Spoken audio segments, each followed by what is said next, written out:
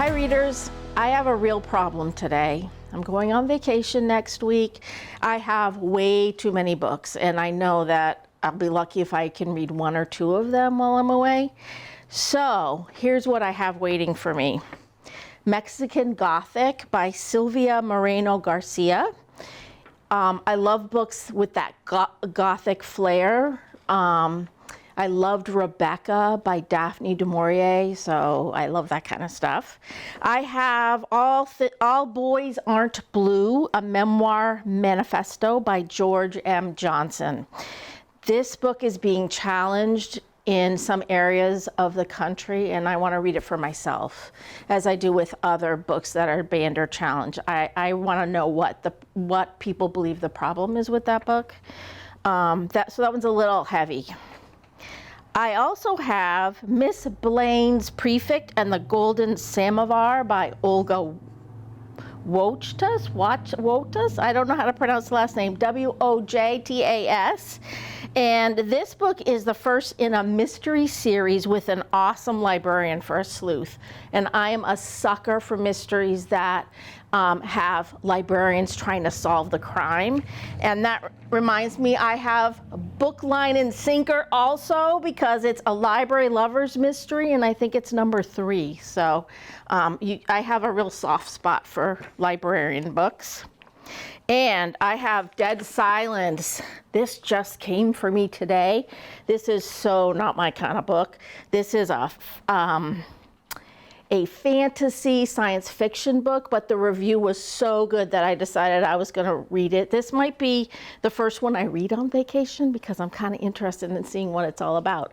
This is Dead Silence by S.A. Barnes. I might be back to tell you which one is my favorite, so keep an eye on us in the next few months. Talk to you later. Bye.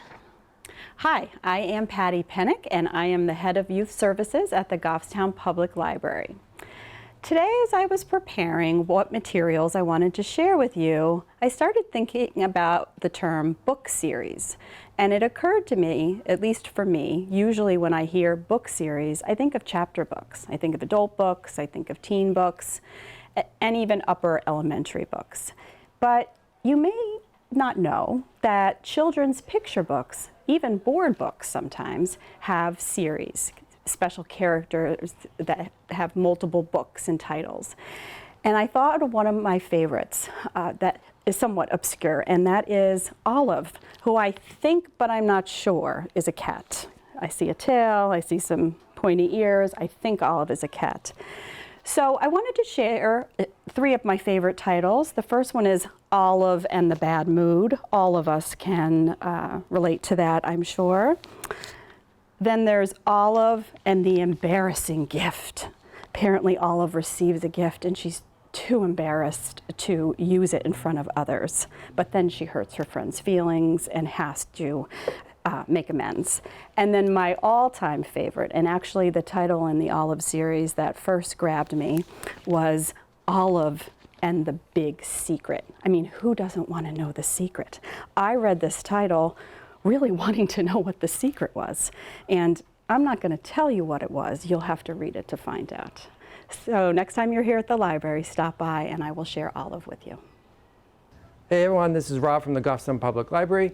This week's book is The Wildlands by Abby Genie. Small synopsis of it: brother runs away, a tornado ravages, and a showdown at a zoo. Highly recommended. Thank you. Every now and then you find an author who you follow through everything that they write, thick or thin. For me, Geraldine Brooks is one of those authors, and she's out with a new book that is astounding. It's called Horse. It's about a 19th century racehorse who won quite a bit and was rather a character. And the book is about not only the horse and the young African-American man, enslaved African-American man who takes care of the horse, but people in the 21st century who are following the horse's history and his skeleton. Horse by Geraldine Brooks, a marvelous, marvelous book. Hi everyone, I'm Liz in Adult Services, and for this week's Pick of the Week, I'm actually revisiting an older favorite. So one of my favorite books is The Doomsday Book by Connie Willis, and please forgive the very 90s cover.